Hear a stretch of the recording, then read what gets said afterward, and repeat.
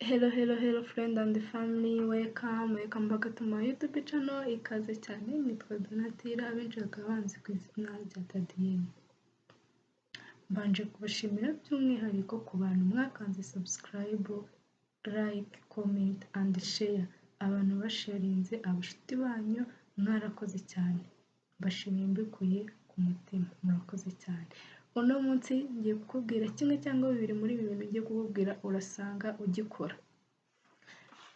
Ikintu cya mbere, gutakaza amafaranga mu bintu bidafite umumaro. Ahangaha ushobora nko kujya mu isoko cyangwa se muri shop runaka ukabona akantu utari ufite muri budget yawe cyangwa se mu byo ugura bya buri munsi, ukumva ushatse kukigura. Aho ngaho ukakigura. Icyo gihe ntago cyari kiri muri gahunda, urumva yuko amafaranga wari ufite uyakozemo cyangwa se uyaguzemo ikindi kintu kitari muri gahunda. Cyangwa se ugiye mu iduka ry'imyenda, ubonye ikanzu cyangwa se ipantaro nziza cyangwa se ishati nziza cyangwa se agakote keza, wumva ushaka kugura cyangwa se ubonye ukuntu kamanitse ari keza, wumva wifuje kukagura. Icyo gihe urakigura ariko ntago cyari kiri muri gahunda.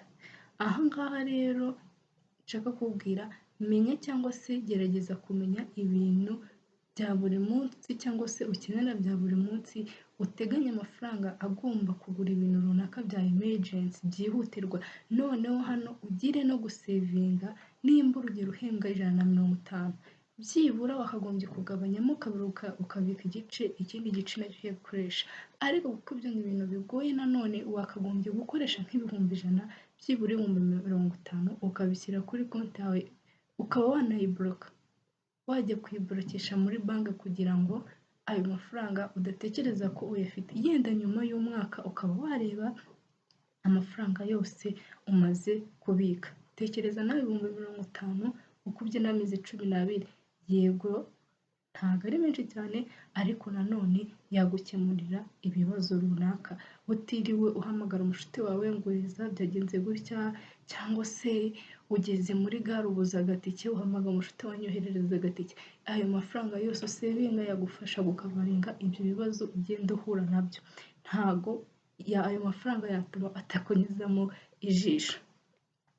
Iga gusevinga. Niyo waba usevinga amafaranga make, niyo waba usevinga 10,000 ku kwezi cyangwa se mu 20, azakurinda kugera mu kibazo usange ugujije abashuti bawe cyangwa n'abandi bantu bakwegereye, kandi nabo yenda n'amafaranga bafite, usange mugiranye ibibazo kuko batakurwanyeho, kandi nyamara wakagombye kubikora hakiri kare. Ikindi kintu cya kabiri, kutumvira umutimanama wawe. Iyo ugiye gukora ikintu cyangwa se iyo ugiye gufata umwanzuro runaka, decision runaka, hazamo imitima ibiri, kugikora cyangwa kukireka. Ahangaha hasaba ubuhanga kuba wahitamo neza. Ahangaha niho usanga hari na ya mahirwe tuvuga atuzengurutse, kumwe bakubwira ngo utege ibiganza, ugatega ibiganza, hasigayemo umwanya akaza akicira muri ya myanya y'intoki akagenda. Ahangaha bisaba ngo uhitemo neza. Mu gihe wumva ko utarishura neza ibintu ugiye guhitamo, urebe umwe mu bantu b'abajyanama bawe baguhitiremo cyangwa se akugira inama. Ntabwo ari ukuguhitiramo, ahubwo ni ukukugira inama. Nimba kandi utanamufite, wakabaye byiza cyangwa se byakabaye byiza umushatse, akaba yakugira inama, akagufasha kuba mwahitamo mwembi.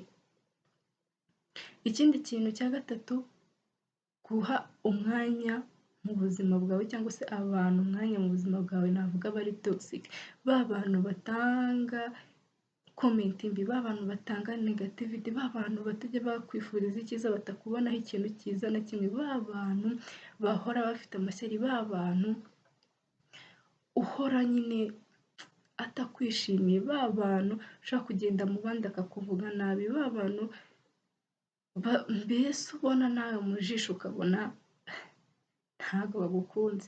Ujye uhita uvuga ni iki cyabaye. Nimba ari igikemuka ugikemure, ariko nimba ari n'ikidakemuka, mutandukanye neza mutiriwe mwanduranya. Ahangaha gira abantu ushyira mu buzima bwawe b'agaciro, ba bandi bagusapotinga umunsi ku munsi, ba bandi bakugira inama cyangwa se nawe ugira inama.